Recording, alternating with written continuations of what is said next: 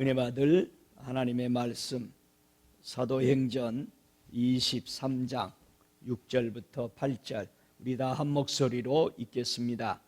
바울이 그 한 부분은 사두개인이요 한 부분은 바리새인 줄 알고 공회에서 외쳐 가로되 여러분 형제들아 나는 바리새인이요 또 바리새인의 아들이라 죽은 자의 소망 곧 부활을 인하여 내가 신문을 받노라. 그 말을 한즉 바리새인과 사두개인 사이에서 다툼이 생겨 무리가 나누이니 이는 사두개인들은 부활도 없고 천사도 없고 영도 없다 하고 바리새인들은 다 있다 함이라. 은혜 받을 말씀의 제목은 죽은 자의 소망이라는 제목으로 함께 은혜 받기를 원합니다. 마가복음 9장 9절에 보니까 저희가 산에서 내려올 때에 예수께서 경계하시되 인자가 죽은 자 가운데서 살아날 때까지는 본 것을 아무에게도 이르지 말라 하시니 저희가 이 말씀을 마음에 두며 서로 문의하되 죽은 자 가운데서 살아난 것이 무엇일까 하고 이렇게 말씀합니다. 제자들도 죽은 자 가운데서 살아난 것이 무엇인지를 아직도 깨닫지 못하고 있는 상태였습니다. 우리 예수님의 변화된 모습, 변화상에서 위대한 그 모습을 보았던 세 제자 베드로와 야고보와 요한도 그 놀라운 광경을 보았지만 죽은 자 가운데서 다시 살아난 것이 무엇인지 수년을 따라다녔지만 아직 이들의 신앙이 바로 정립되지 못하고 있었음을 우리는 알 수 있습니다. 여러분, 부활의 예수님을 누구보다 먼저 보기를 갈망하시기를 바랍니다. 참 위대한 축복이 뭘까요? 막달라 마리아에게 우리 예수님은 그의 부활을 처음으로 먼저 보여주셨다는 사실. 그래서 막달라 마리아는 7 귀신을 주님이 쫓아내 주신 마리아였습니다. 그에게 하나님의 위대한 선물, 부활의 모습을 최초로 볼 수 있는 이 엄청난 은혜를 막달라 마리아는 받게 됩니다. 여러분은 부활의 주님을 보기를 갈망하십니까? 교회가 예수님으로부터 받은 사명이 무엇일까 생각해 보셨는지요? 성경은 사도행전 1장 22절에 항상 우리와 함께 다니던 사람 중에 하나를 세워 우리로 더불어 예수의 부활하심을 증거할 사람이 되게 하여야 하리라 하거늘 그랬습니다. 교회의 사명은요, 예수의 부활을 증거하는 사람이 되어야 한다라는 사실입니다. 오늘 본문에서 하나님을 부르는 두 무리가 이 현실 교회 안에 앉아 있음을 보여주는 큰 그림이다, 이렇게 볼 수가 있는데요. 오늘 본문에 바리새인과 사두개인이 함께 하나님을 부르고 있습니다. 한쪽 부부는 사두개인이요 한쪽 부부는 바리새인이다라고 말합니다.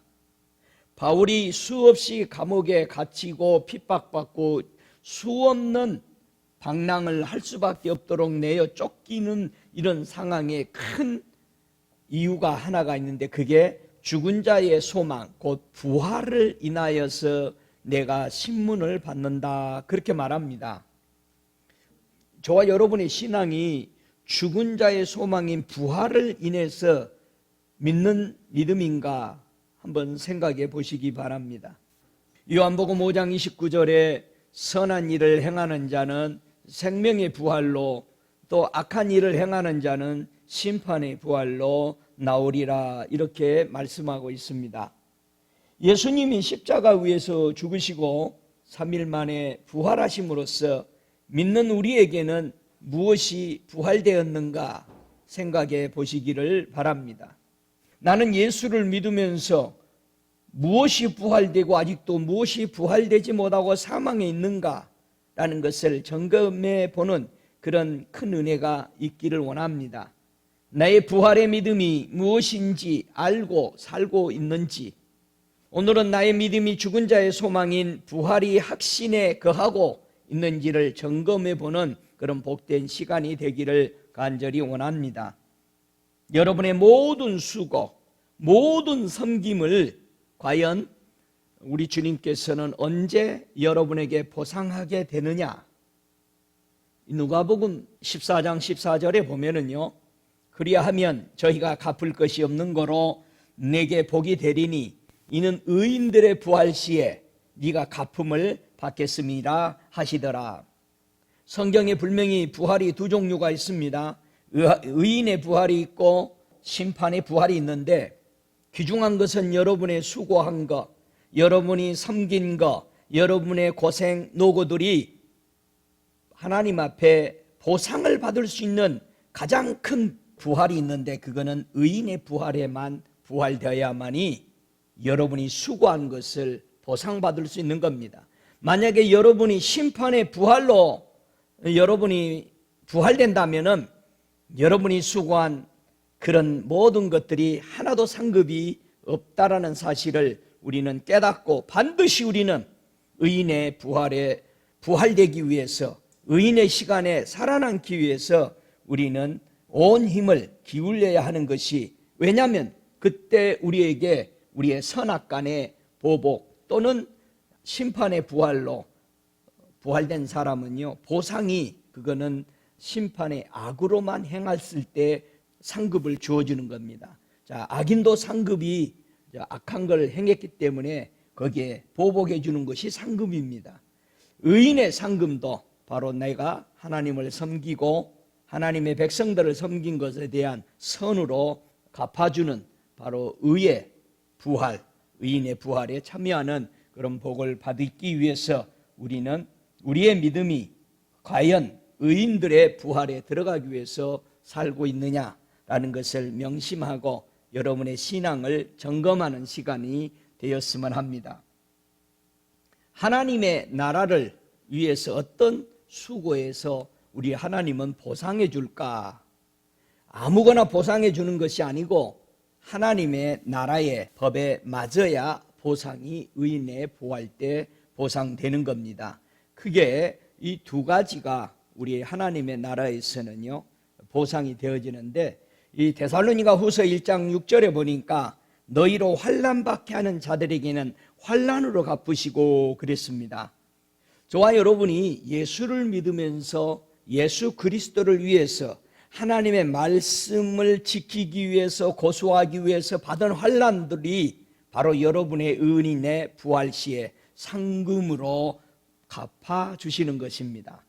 또 히브리서 10장 30절에도 원수 갚는 것이 내게 있으니 내가 갚으리라 하시고 또다시 주께서 그의 백성을 심판하리라 말씀하신 것을 우리가 아노라 그랬습니다.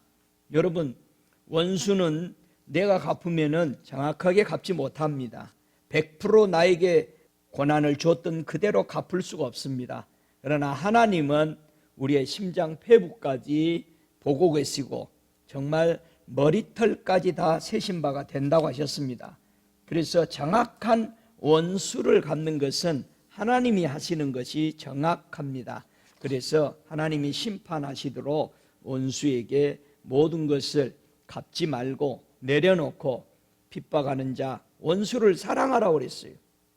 하나님이 그에게 갚아주시기 때문에 원수는 사랑하고 핍박하는 자는 위에서는 기도하라, 그렇게 말했듯이 로마서 12장 19절에도 내 사랑하는 자들아 너희가 친히 원수 갚지 말고 진노하심에 맡기라 기록되었을 때 원수 갚는 것이 내게 있으니 내가 갚으리라 주께서 말씀하시니라 그랬습니다. 여러분, 어떤 믿음이 부활의 신앙으로 이렇게 들어가도록 하는 인슈런스, 바로 들어가도록 문을 여는 준비된 사람인가? 자, 이것을 보여주는 것이 바로 누가복음 20장 34절에 보면은 이런 믿음은요 부활의 신앙으로 들어가는 준비된 믿음이다 라고 성경은 말해줍니다.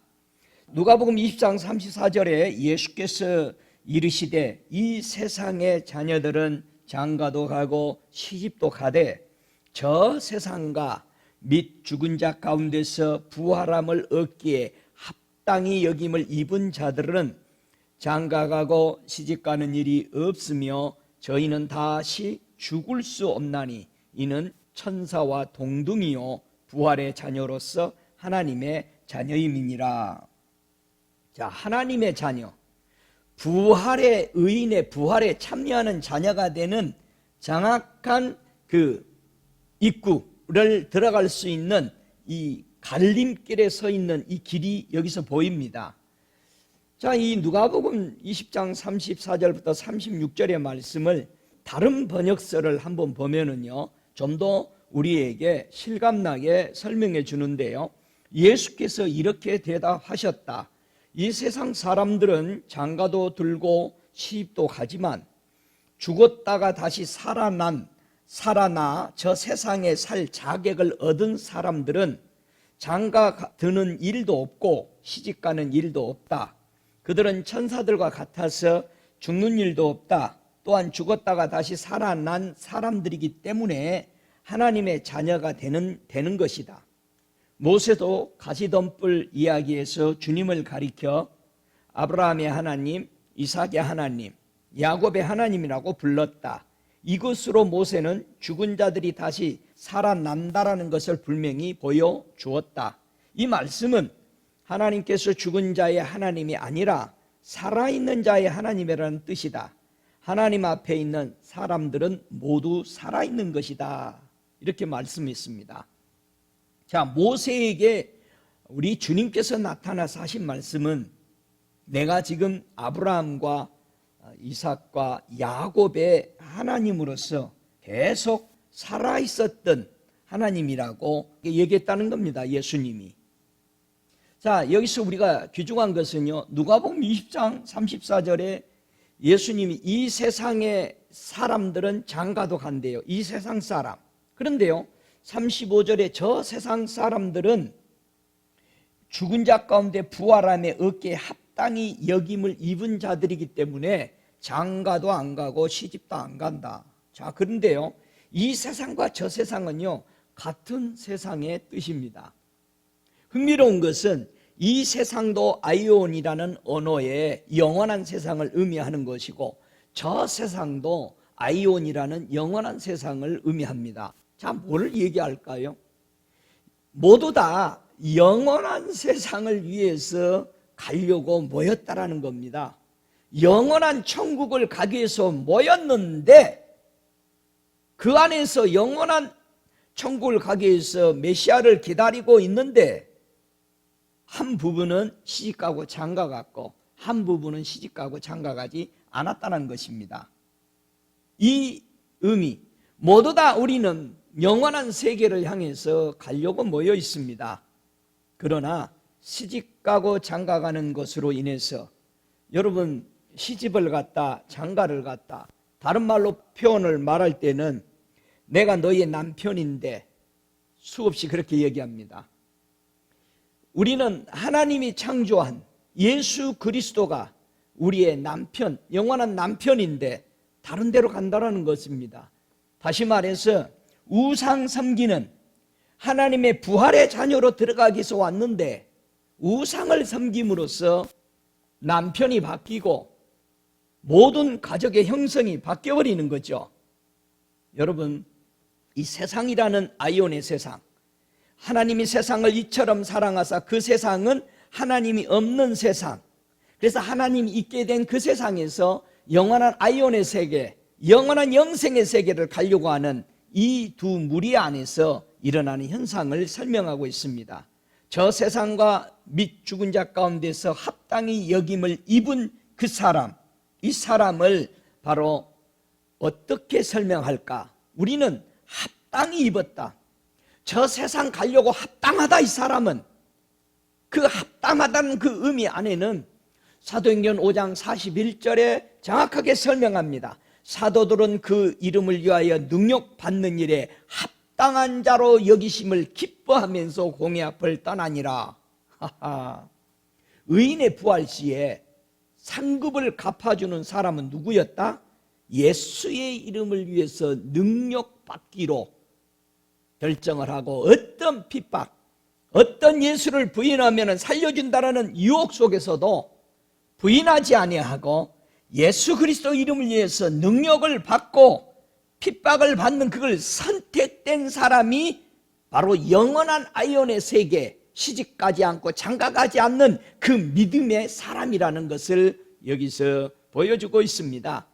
여러분, 우리가 영원한 세계 아이온의 저 세상에 가고자 죽은 자 가운데서 다시 이제 살아날 합당하게 여김을 받아서 시집가지 않고 장가가지 않는 그 합당한 자의 모습은 주님의 이름으로 인해서 핍박이 오고 고난이 오고 생명의 위협을 느낀다 할지라도 변하지 않고 부인하지 않고 그것을 붙잡는 사람이 바로 의인의 부활에 들어가는 입구로 들어가는 관문이다.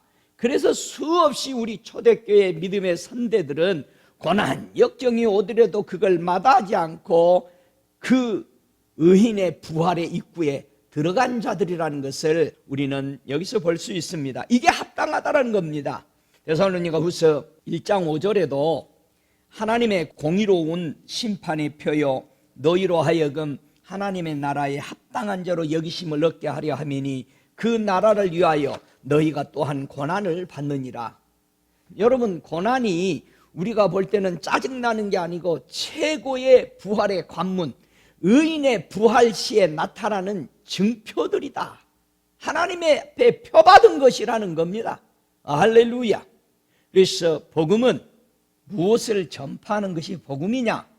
사도행전 1장 22절에 예수의 부활하심을 증거할 사람이 되게 하여야 하리라 했습니다. 여러분, 진짜 복음이 뭐냐? 이 사도행전 1장 22절에 항상 우리와 함께 다니던 사람 중에 하나를 세워서 우리로 더불어 예수의 부활을 증거할 사람이 되게 하여야 하리라. 여러분, 가룟 유다가 목매여서 죽고 나서 11제자만 남아서 12명 한 사람을 가입시키기 위해서 누구를 선택할까 기도하고 이제 제비를 뽑기 위해서 두 사람을 선정해서 세웠는데 이 두 사람 중에 다 어디에 합당한 사람이냐? 항상 우리와 함께 다니던 사람 중에 하나를 세워. 이 말은 우리 킹제임스 버전에 보면은 아주 잘 설명해 놨습니다. 세례 요한 때부터 따라다녔던 사람들 중에 택해야 된다는 거예요. 세례 요한이, 침례 요한이 수년간을 이 예수님께로 온 제자들을 다 훈련시켜 놨기 때문에 예수님이 나를 따르라 했을 때 그냥 따라 나올 수 있었던 사람들이고, 그래서 12명 중에 하나를 12사도에 추가할 때도 마띠아는 바로 세례 요한 당시 때부터 꾸준히 따라다녔던 사람이라는 것을 알 수 있습니다. 참 귀중한 겁니다. 우리가 꾸준히 따라다닌다라는 거, 하나님의 말씀에 계속해서 상황에 관계없이 핍박에 관계없이 간다라는 거, 이게 바로 복음입니다. 그리고 예수의 부활을 증거할 사람이 돼야 된다는 겁니다. 저와 여러분이 예수의 부활의 증거가 가지고 있지 않는다면 예수의 부활을 증거할 수가 없어요. 왜 많은 사람들이 예수를 안전하고 세상 철학을 증거하고 사람이 좋아하는 세상 돌아가는 소식을 전하고 할까요? 그 속에 예수에 대한 증거가 없으니까 말할 수가 없는 거죠. 바울은요, 임마누엘 그의 생애에서 다메섹 도상에서 만난 예수를 전한 겁니다. 나는 봤다. 나는 체험했다. 물론 수없이 천국을 오가면서도 그가 처음 주님을 보고 눈이 완전히 멀어버리고 그 놀라운 기적 표적을 본 그 순간을 그는 잊을 수 없었습니다.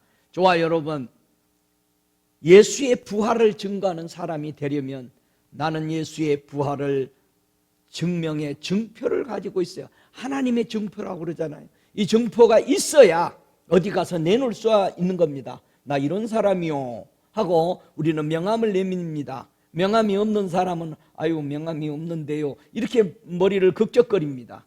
자기의 표가 있어요. 증표를 내놓는 부활의 증표가 여러분에게 있어 이 부활의 증표를 증거하는 저와 여러분이 되어야 되겠습니다. 그래서 사도행전 26장 23절에는 그리스도가 고난을 받으신 것과 죽은 자 가운데서 먼저 다시 살아나사 이스라엘과 이방인들에게 빛을 선전하시리라 함이니이다 하니라. 저와 여러분이 모든 민족에게 복음을 전하는 것은 예수가 그리스도, 그분이 빛으로 오셨다라는 사실입니다. 이 빛은 요한복음 1장에 보면 사람들의 생명이라 그랬습니다. 우리가 전하는 예수 그리스도 그 빛, 즉 왜 빛이 필요할까요? 사람들에겐. 저들은 빛이 없습니다. 저들은 어둠에 앉아 있습니다. 생명이 육에 있지 완전히 영원한 생명을 가지고 있지 않는 생명의 빛이 없습니다. 그래서 우리는 예수의 이 생명의 빛, 구원의 빛, 영생의 빛, 다시 거듭나는 이 빛이 들어감으로 말미암아 어둠에서 빛으로 영원한 하나님의 오른쪽으로 넘어오는 역사이기 때문에 예수가 준 그 생명을 그들에게 불어넣는 이것이 우리는 선전하는 것이 바로 복음에 전파하는 진정한 모습이다. 그래서요, 사도들은 이 부활의 큰 권능을 가지고 다녔기 때문에 많은 사람들이 구원에 이루었던 겁니다. 지금도 우리는 많은 사람을 구원하기를 원합니다. 많은 사람에게 복음을 전해서 정말 수많은 사람들이 주 예수께로 통해서 하나님 앞에 가기를 우리는 원하고 있는데, 즉 그것이 이루어지기 위해서는 부활의 예수, 그 빛의 예수를 증거할 때만이 우리는 놀라운 죽은 자를 생명으로 넘겨주는, 살아나게 하는 부활의 놀라운 복음을 갖게 된다는 사실을 우리는 꼭 잊지 말아야 되겠습니다. 하나님에 대한 소망을 우리는 가지고 살아간다. 그래서 고린도전서 13장 13절에는 믿음이 있고 소망이 있고 사랑이 있다고 그랬습니다. 자, 믿음 다음에 우리가 걸쳐가는 단계가 소망인 것입니다. 소망 단계에 걸쳐가는 것이 우리의 마지막 최고의 자라나야 할 것은 사랑입니다. 사랑도 어떤 사람은 조그마한 사랑을 가지고 있을 수 있습니다. 자기가 속 뒤틀리면은 그 사랑은 간데 없어버립니다.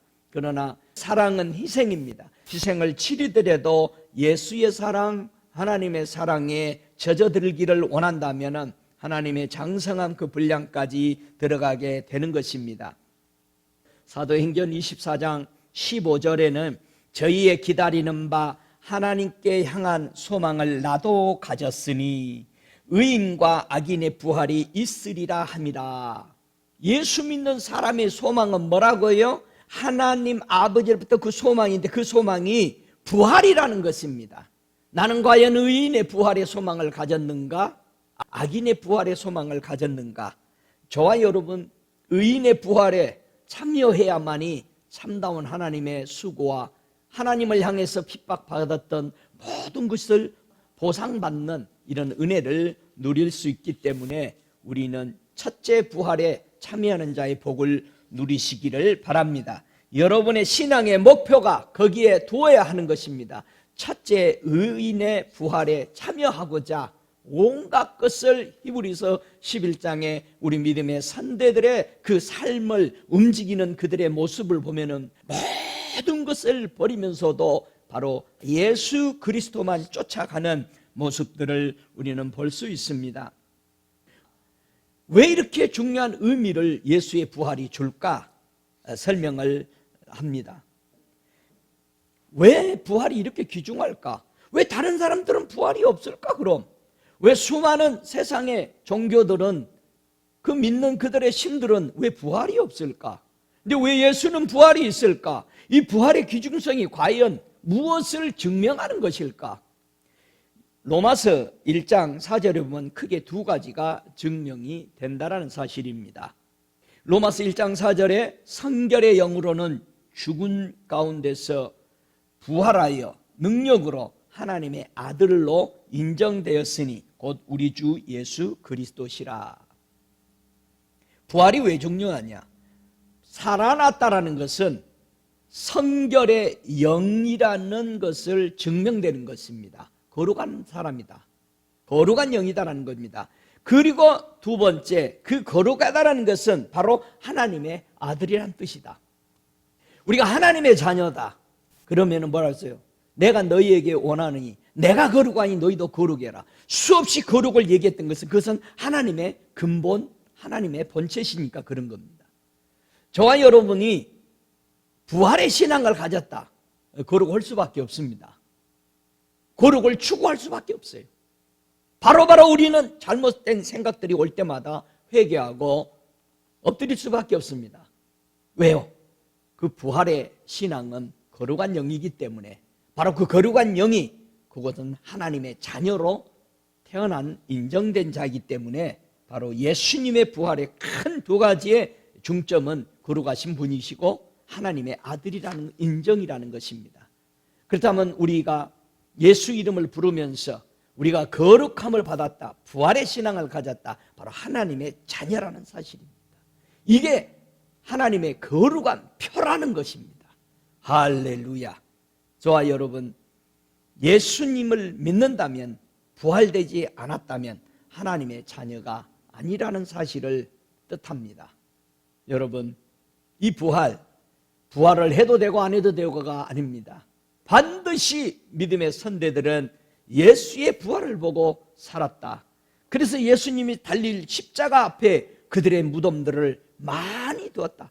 우리 주님께서 십자가에 달리시고 부활할 때 나도 부활될 거야 하는 그 믿음 안에 그 십자가에 달리실 그 주변으로 모든 무덤들이 형성됐다는 사실을 지금도 이스라엘에 가보면 볼 수 있습니다. 그래서 성경은 분명히 말합니다. 주님께서 십자가에 달리시며 수많은 무덤에 있는 자들이 일어났다라고 되어 있습니다. 그러나 성경은 그 한 절밖에는 아무 얘기를 하지 않고 있다는 사실입니다. 지금도 우리는 부활에 대해서 이것은 머나먼 어떤 세계의 사건으로만 생각하고 있지 실제 부활의 체험을 가진 사람들이 너무나도 적다라는 사실입니다. 저와 여러분은 부활의 증거를 가지고 부활을 외치는 하나님의 거룩한 백성으로 되어지는 이 사실을 우리는 날마다 증거하는 복된 성도가 되시기를 주의 이름으로 축복합니다. 여러분, 예수 그리스도와 연합해서 살아가고 계시는지 다시 한번 자신을 점검해 봅시다. 무엇이 연합이냐? 이 로마서 6장 5절에 보면은 만일 우리가 그의 죽으심을 본받아 연합한 자가 되었으면 또한 그의 부활을 본받아 연합한 자가 되리라. 저와 여러분이 예수님이 죽으심이 나의 죽음이다. 예수님이 나의 죄 때문에 죽으시고 나를 위해서 다시 부활하신 것은 나의 죄가 용서되었다는 뜻이요, 그러므로 말미암아 그 부활의 신앙을 본받는, 바로 나를 위해서 대신 십자가 지셨다는 것을, 이 의미를 가질 때 연합이 된 거죠. 같이 죽었다. 그래서 바울 사도는 수없이 나는 같이 죽었다. 지금도 수많은 사람들이 하늘나라에 올라가서 또는 이 땅에서 기도하다가도 주님이 십자가에 지시는 그 순간을 보면서 자기도 함께 죽었다라는 그 하나님의 초자연적인 그림들을 많이 보면서 증거해 놨습니다. 이게 연합입니다. 내가 그때 같이 죽었다. 여러분, 아담이 선악과를 따먹을 때 우리가 따먹은 겁니다. 똑같은 원리입니다. 우리가 예수님이 내 죄 때문에 죽으심이 같이 죽었다는 이것은 똑같은 원리입니다. 한 사람이 죄를 범해서 모든 사람이 죄인이 되어버린 것처럼 한 사람이 의인이 되어서 그 의인을 믿을 때 모든 사람이 의인이 될 수 있는 길은 바로 연합이라는 뜻입니다. 저와 여러분이 예수의 십자가가 지심이 여러분이 거기에 동의됐다라는 것은 바로 예수님이 부활했을 때 우리 함께 부활된 연합과 똑같은 원리다라는 것을 여기서 말해줍니다. 자, 부활의 믿음으로서 태어나지 않으면 어떤 문제가 생길까? 왜냐하면 부활을 믿지 않는다. 자, 부활에 대해서 부활의 신앙과 부활되지 못하는 신앙을 둘로 나눠서 잘 설명하는 것이 고린도전서 15장인데요. 우리가 부활의 믿음으로 태어나지 않으면 무슨 문제가 일어나는지를 우리는 알아야 합니다. 고린도전서 15장 12절에 말합니다. 그리스도께서 죽은 자 가운데서 다시 살아나셨다 전파되었거늘 너희 중에서 어떤 이들은 어찌하여 죽은 자 가운데서 부활이 없다 하느냐. 만일 죽은 자의 부활이 없으면 그리스도도 다시 살지 못하셨으리라. 그리스도께서 다시 살지 못하셨으면 우리의 전파하는 것도 헛것이요 또 너희 믿음도 헛것이며 또 우리가 하나님의 거짓 증인으로 발견되리니 우리가 하나님이 그리스도를 다시 살리셨다고 증거하였습니다. 만일 죽은 자가 다시 사는 것이 없으면 하나님이 그리스도를 다시 살리시지 아니하셨으리라. 만일 죽은 자가 다시 사는 것이 없으면 그리스도도 다시 사신 것이 없었을 터이요 그리스도께서 다시 사신 것이 없으면 너희의 믿음도 헛되고 너희가 여전히 죄 가운데 있을 것이요 또한 그리스도 안에서 잠자는 자도 망하였으리니 만일 그리스도 안에서 우리의 바라는 것이 다만 이 생뿐이면 모든 사람들 가운데 우리가 더욱 불쌍한 자니라. 저와 여러분이 부활의 그 믿음으로 산다는 것은 뭐를 상징하느냐? 믿음이 있고 없고라는 뜻이죠. 자, 그래서 고린도전서 15장 20절에 나는 과연 부활의 믿음으로 사느냐를 우리에게 다시 설명합니다. 그러나 이제 그리스도께서 죽은 자 가운데서 다시 살아 잠자는 자들의 첫 열매가 되셨도다. 사망이 사람으로 말미암았으니 죽은 자의 부활도 사람으로 말미암는도다. 아담 안에서 모든 사람이 죽은 것 같이 그리스도 안에서 모든 사람이 삶을 얻으리라. 그러나 각각 자기 차례대로 되리니 먼저는 첫 열매인 그리스도요 다음에는 그리스도의 강림하실 때 그에게 붙은 자요 그 후에는 나중이니 제가 모든 정사와 모든 권세와 능력을 멸하시고 나라를 아버지 하나님께 바칠 때라. 제가 모든 원수를 그 발 아래 둘 때까지 불가불 왕노릇 하시리니 맨 나중에 멸망받을 원수는 사망이니라. 한 사람이 죄를 범하고 모든 사람이 타락됐다. 한 사람이 하나님의 말씀에 순종해서 의로운 자가 되므로 그 의로우신 예수를 믿음으로 모든 사람이 구원에 이르는 것은 하나님이 약속하신 성경의 법칙이다라는 것입니다. 어떻게 죽은 자의 부활이 될까? 자, 이 고린도전서 15장 35절에는 부활에 대해서 설명합니다. 누가 묻기를 얼마나 많이 물었겠어요? 부활에 대해서 누가 묻기를 죽은 자들이 어떻게 다시 살며 어떠한 몸으로 오느냐 하리니 어리석은 자여 너의 뿌리는 씨가 죽지 않으면 살지 못하였겠고 또 너의 뿌리는 것은 장래 형체를 뿌리는 것이 아니요 다만 밀이나 다른 것의 알갱이 뿐이로되 하나님이 그 뜻대로 저에게 형체를 주시되 각 종자에게 형체를 주시니라. 육체는 다 같은 육체가 아니니 하나는 사람의 육체요 하나는 짐승의 육체요 하나는 새의 육체요 하나는 물고기의 육체냐. 하늘에 속한 형체도 있고 땅에 속한 형체도 있으나 하늘에 속한 자의 영광이 다르고 땅에 속한 자의 영광이 따로 있으니 해의 영광도 다르며 달의 영광도 다르며 별의 영광도 다른데 별과 별의 영광이 다르도다. 자, 어떻게 부활이 될까? 지금도 많은 사람들이 예수를 믿으면서 나는 부활의 신앙이 있습니다 하면 사람들이 아주 비웃습니다. 그런데 참 이상하죠. 이 말씀의 속에서는 정확하게 설명합니다. 너희가 뿌리는 씨가 죽지 않으면 살아나지 못하리라. 또 너의 뿌리는 것은 장래 형체를 뿌리는 것이 아니라는 겁니다. 자, 우리가 밀을 심었는데 새 밀싹이 나고 다시 열매가 많이 맺힙니다. 한 알 안에서. 그런데 그 밀은 이 성령에 의해서 바울이 보면서 설명하는 이 상태는 전의 미래의 그 씨가 아니라는 겁니다. 지금 저와 여러분이 예수 영접하고 구원받고 새롭게 거듭났으면은 전에 내 박종렬이가 아니라는 뜻입니다. 그런데 사람들은 여전히 박종렬을 봅니다. 에이고 지가 뭐 예수 믿었으면 뭐 지가 어쨌다고 그놈이 그놈이야 뭐 이런 식으로 생각합니다. 아이고 저 아직도 멀었어. 계속해서 우리는 비난합니다. 분명히 전의 사람이 아니라고 말합니다. 그러나 우리는 옛날 박종렬이의 육체 껍데기를 그대로 입고 있습니다. 그러나 내 영은 다르다라는 것입니다. 그래서 저와 여러분이요, 형제 자매들을 판단하는 게 아닙니다. 그가 예수 영접하고 거듭났으면, 새롭게 태어났으면 그 사람이 아닙니다. 그런데 우리는 언제나 의심하고 그 사람을 언제나 아래로 봅니다. 바울이 형제 자매들을 나보다 낫게 여기라, 아마 부활의 모습을 보고 설명했을 것입니다. 그런데 우리는 아이고 저것도 언제 또 더 틀려져, 믿지 마, 계속 우리는 그럽니다. 계속 부정적입니다. 사람들에게 보는 것이 너의 뿌리는 장래 형체가 아니라는 겁니다. 우리가 멋지게 보여지는 것이 아니에요. 우리 육안으로. 그 안에서는 영으로 새로 태어났다는 겁니다. 그러나 그 광채가 다 다르다는 겁니다.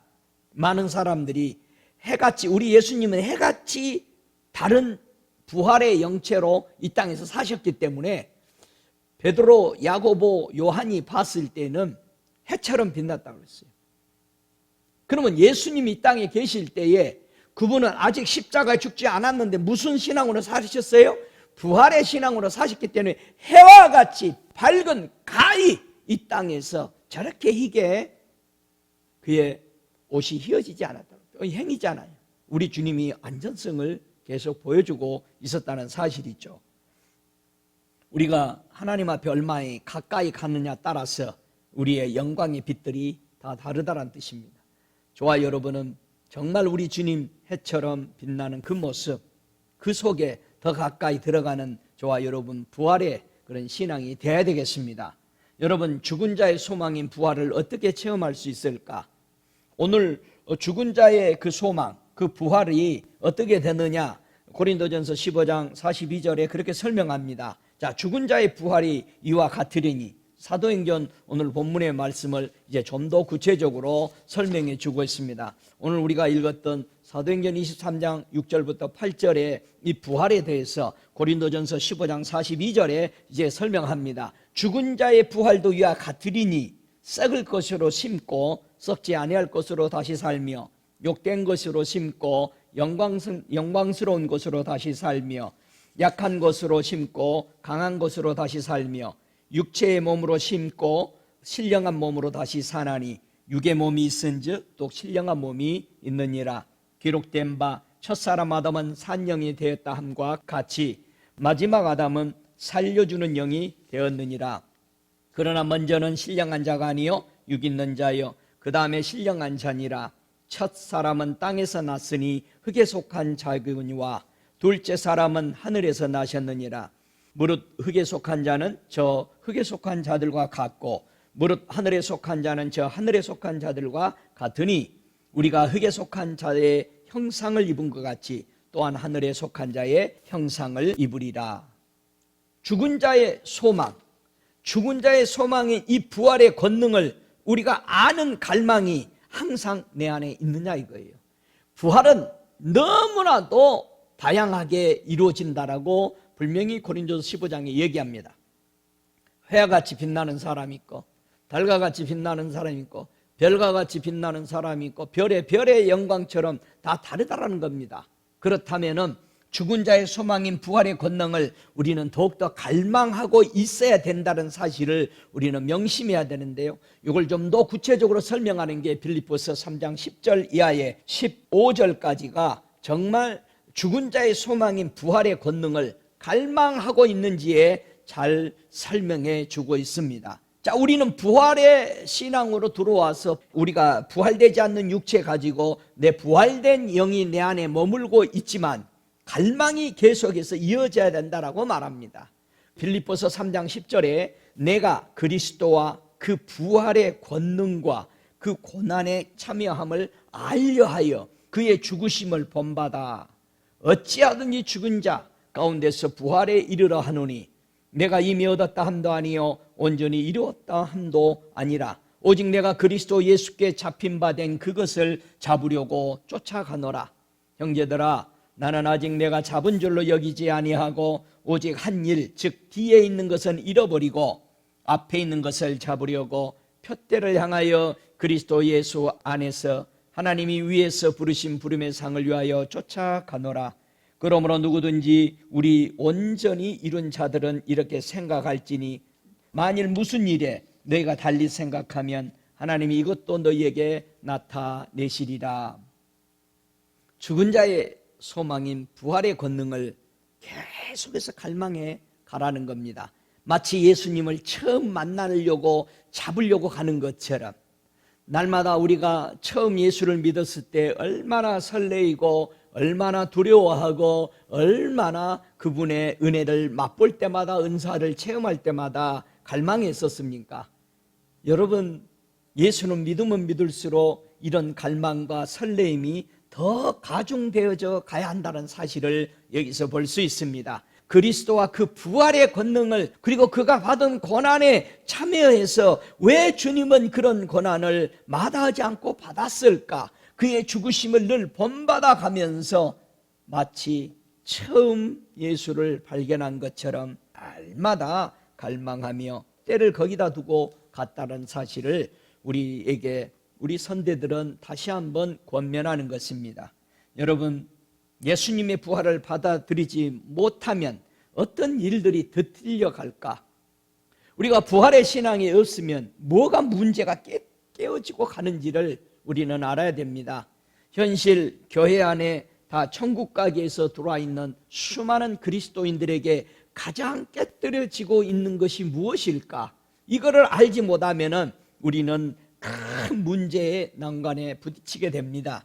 디모데후서 2장 18절에 보면은 부활의 신앙을 받아들이지 않을 때에 제일 먼저 깨뜨려지고 망가뜨려지는 것이 믿음이라는 것입니다. 진리의 가나에는 너희가 그릇되었도다. 부활이 이미 지나갔다 하므로 어떤 사람들의 믿음을 무너뜨리느니라. 여러분, 교회 안에 앉아있는데 실제로 얘기해보면 아직 구원의 확신도 없는 사람들이 너무 많습니다. 확신이 있다고 해도 부활이 나오면 벌써 네가 죽어봤어? 이게 그냥 제일 1번지 질문입니다.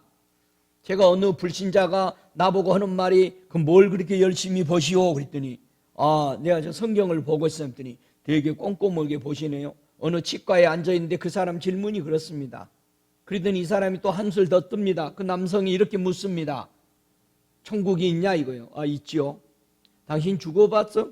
나 죽어봤어요. 이 사람이 그 어포인먼트 해가지고 기다리고 있다가 화를 내면서 문 열고 밖으로 가버리더라고요. 다시 안 돌아왔는데 그 어포인먼트 어떻게 됐는지는 모르겠어요. 여러분, 죽었다가 나는 살아나왔기 때문에 압니다. 천국 입구에서 주님이 만나서 말씀해 줬기 때문에 압니다. 저는 바울이 저에게 만나서 천국에서 어떤 것이 문제인지를 교회에 대해서 알려줬기 때문에 알 수 있습니다. 부활이 없다라고 인정하는 사람들은 믿음이 깨뜨려지는, 믿음 없어요. 여러분, 번지르 하다고 해서 믿음 있는 게 아니에요. 좋은 것을 누리고 있다고 해서 믿음 있는 게 아닙니다. 뭐가 두 번째 또 더 틀릴까요? 요한계시록 20장 5절에 보니까 그 나머지 죽은 자들은 그 천년이 차기까지 살지 못하더라. 이는 첫째 부활이라. 이 첫째 부활에 참여하는 자들은 복이 있고 거룩하도다. 둘째 사망이 그들을 다스릴 권세가 없고 도리어 그들이 하나님과 그리스도의 제사장이 되어 천년 동안 그리스도로 더불어 왕노릇하리라. 자, 여러분, 부활의 신앙을 가지고 있다는 것은 첫째 부활에 참여하는 자가 되고 다스릴 수 있는 하나님의 권세자들, 그리스도의 제사장으로서 일한다는 얘기입니다. 하나님의 제사장으로 일하는 복된 반열에 쓰시기를 바랍니다. 목사님, 그걸 레위 지파도 아닌데 우리는 어떻게 해? 분명히 우리 주님은 대제사장입니다. 예수의 발자취를 따른다면은 제사장이 되는 겁니다. 여러분이 대제사장인 예수가 여러분 앞에 있다면은, 여러분의 마음에 계시다면 여러분은 제사장의 반열에 들어간 것입니다. 할렐루야. 그러므로 더 좋은 부활을 사모하고 믿음의 전진을 하고 있는지 자신을 되돌아보세요. 히브리서 11장 35절에 여자들은 자기의 죽은 자를 부활로 받기도 하며 또 어떤 이들은 더 좋은 부활을 얻고자 하여 악행을 받되 구차히 면하지 아니하였으며 그렇게 말합니다. 여러분, 해와 달과 별과 별들의 영광이 다르다는 것은 이들은 알았던 것입니다. 우리의 믿음의 선대들은 이들이 모든 부활이 같지 않다는 걸 알았습니다. 여러분, 바울은 수없는 매를 맞으면서 죽을 고비를 넘겼는데 그와 우리가 다른 겁니다. 예수와 우리가 다른 겁니다. 그렇게 영광이 다른 것이죠. 저와 여러분, 더 좋은 부활을 얻고자 우리는 갈망해야 됩니다. 여러분, 양파가 하나가 있는데요, 껍질 하나도 안 벗긴 것은 굉장히 크죠. 계속 벗겨주면 적어지죠. 여러분, 양파라는 자체가 완전히 다 벗겨져 버리면 다 까고 났는데 없잖아요. 다 껍질 벗기고 났는데. 여러분, 나라는 존재가 없어질 때에 주님만 나타나게 되는 것입니다. 반드시 더 좋은 부활이 있다는 사실을, 더 좋은 부활, 이 첫째 부활에 들어가는 이 더 좋은 부활에 들어가기 위해서 하나님의 은혜를 사모하고 더 주님을 사모하고 가까이 가는 그런 복된 갈망이 넘치시기를 바랍니다. 여러분의 신앙이 부활의 믿음 안에 살고 있는지 점검해 보세요. 베드로전서 1장 3절은 우리에게 다시 한번 말합니다. 찬송하리로다. 우리 주 예수 그리스도 아버지 하나님이 그 많으신 긍휼대로 예수 그리스도의 죽은 자 가운데서 부활하심으로 말미암아 우리를 거듭나게 하사 산 소망이 있게 하시며 썩지 않고 더럽지 않고 새하지 아니하는 기업을 있게 하시나니 곧 너희를 위하여 하늘에 간직한 것이라. 여러분, 우리 하나님이 우리를 거듭나게 해서 우리에게 큰 기업을 주는데 그 기업이 어디다 간직해 놨다? 하늘에 간직해 놨어요. 하늘 가야 타요. 지옥에 가서 타면 그 소용없어. 여러분, 우리 하늘 가서 타야 돼. 근데 우리는 이 땅에서 다 받으려고 그래. 이 땅에서 누가 인정해 주기를 원해. 이 땅에서 자기를 알아주기를 원해. 이 땅에서 날마다 자기에게 컨서닝 해주기를 원해. 자꾸 관심 가져주기를 원해요. 뭔가 우리는 자기를 위해서 살아가고 있어요. 하나님의 뜻을 쫓아서 그의 나라와 그의 의를 위해서 살아간다면 자기는 보이지 않아야 되죠. 벌써 우리가 타락이 언제 되냐? 아, 내가 여기서 누군데? 자기에게 무슨 초점이 되어지고 스파트를 받고 싶어 할 때부터 타락입니다. 우리 주님은 이 땅에서 선하신 분이요, 영생이 뭐냐고 물었을 때도 내가 왜 선하냐? 모두 다 예수님은 하나님 아버지에게 초점을 다졌어요. 하나님의 한 분밖에는 선하신 분이 없다. 완벽하게 살았던 우리 예수님마저도 모든 영광을 하나님께 초점을 가도록 다 옮겨놓으신 그분의 겸손과 온유를 우리가 본다면 우리도 하늘에 간직해 놓은 그것을 잡으려고 달려가는 저와 여러분이 되어야 되겠습니다. 그래서 베드로전서 3장 21절에는 물은 예수 그리스도의 부활하심으로 말미암아 이제 너희를 구원하는 표가 됐다는 겁니다. 예수님이 부활이 되면은요, 물이 바뀌었어요. 저와 여러분의 신앙이 부활의 신앙이 되면은요, 물이 바뀌어버립니다. 달라요. 하나님 말씀 읽을 때 달라집니다. 부활의 신앙으로 바뀌어버리면 이제 물이 바뀌어버린 겁니다. 구원의 표고 육체의 더러운 것을 제하여 버린 게 아니요, 우리의 선한 양심이 하나님을 찾아가도록 만들어져 버린 물이 되어버린 겁니다. 말씀이 물이잖아요. 우리가 부활의 신앙으로 변화가 되면은, 죽었다 살아나면 물이 바뀝니다. 아직도 하나님의 말씀 읽으면 졸리고 뭐 그런가 보다 참 좋은 소리야, 이거는 바뀌지 않은 겁니다. 이 말씀 한 절을 보고도 하나님에게 완전히 올인해 들어갈 수 있는 말씀으로 바뀐다는 것은 내가 부활의 신앙에 젖어 들어갔다는 얘기입니다. 할렐루야. 이 죽은 자의 소망, 부활에 인하여서 내가 신문을 받는다. 자, 뭐가 죽었을까?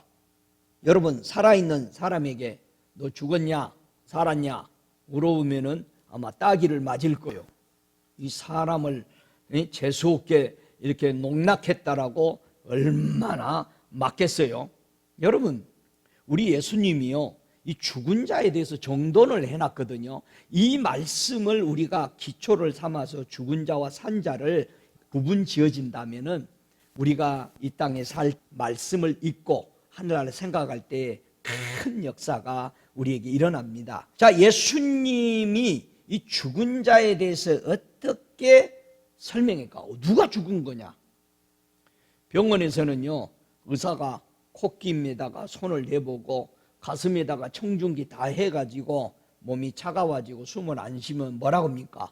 사망 진단을 그때 합니다. 몇 월 며칠 몇 시에 녹음하죠. 의사들이 이 사람 누구누구는 죽었습니다라고 나는 판정했습니다. 이렇게 녹음을 남깁니다. 여러분, 이 죽은 자, 바울은 죽은 자에 대한 소망에 대해서 신문을 받았대요. 그렇게 고통을 받았답니다. 저와 여러분이 죽은 자의 부활을 믿는다면은 핍박을 받는데요. 예수님을 영접하지 않는 사람을 어떤 사람이라고 성경은 말해주고 있을까? 마태복음 8장 22절에 죽은 자에 대해서 주님은 정확하게 진단해 놨습니다. 자, 이 진단을 우리는 정확하게 이해해야 합니다. 마태복음 8장 22절에 함께 읽습니다. 예수께서 가라사대 죽은 자들로 저희 죽은 자를 장사하게 하고 너는 나를 쫓으라 하시니라. 여기서 흥미로운 것은요, 죽은 자들, 저희 죽은 자, 요 둘 다 같은 원어입니다. 자, 어느 청년이 나 예수님만 믿고 따르겠습니다라고 그래서 사명감을 가지고 예수님만 쫓겠다라고 오는데, 그런데 한 가지, 예수님, 우리 아버지가 오늘 돌아가셨는데 장사하고 곧 올게요 했을 때 우리 주님이 하신 이 말씀입니다. 자기 아버지는 송장이죠. 죽은 자입니다.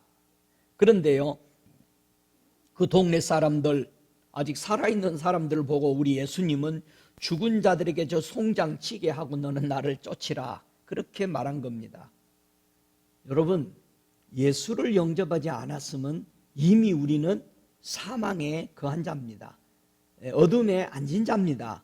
그러니 하나님이 사람을 믿지 말라는 거예요. 사람을 의지하지 말라는 거예요. 무시하라는 게 아니에요. 아니, 여러분 송장 앞에 가서 야, 나 좀 뭐 좀 해주라 비는 사람 하나도 없을 거예요. 그 말하고 똑같은 겁니다. 사람 의존하지 마라. 분명히 예수님은 이 죽은 자의 소망, 부활에 대해서 이 죽은 자, 누가 죽었냐? 예수 영접하지 않는 사람, 죽은 사람이에요. 송장? 죽었는데, 진짜 죽었는데, 숨이 끊어졌는데 이 사람도 송장이고, 안 믿고 예수 영접 안 하고 있는 동네 사람들도 죽은 자라는 사실이에요. 여러분, 이거 정확하게 이 말씀을 이해해야 돼요. 여러분이 교회 안에 앉아 있어도 여러분 안에 예수가 없으면 죽은 자예요. 그러니까 허구한 날 죽은 거, 썩어져 갈 거, 육에 대해서만 관심을 갖고 거기에 초점, 그리고 여러분의 기분 나쁘게 하면, 여러분 죽은 자가 살아났으면 옛날 사람, 내 육체에 대해서는 나는 죽은 거예요.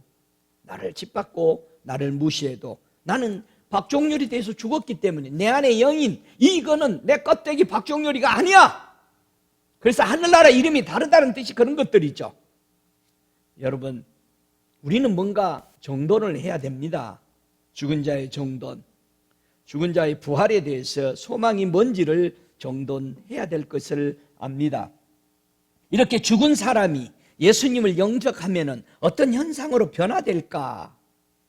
자, 이렇게 죽었어요. 이런 죽어있는 사람, 아직 예수의 복음을 듣고 살아나지 못한 사람들, 이 마태복음 11장 5절에 보니까요, 복음이 뭐예요? 죽은 자가 살아나면, 이걸 복음이라고 그래요.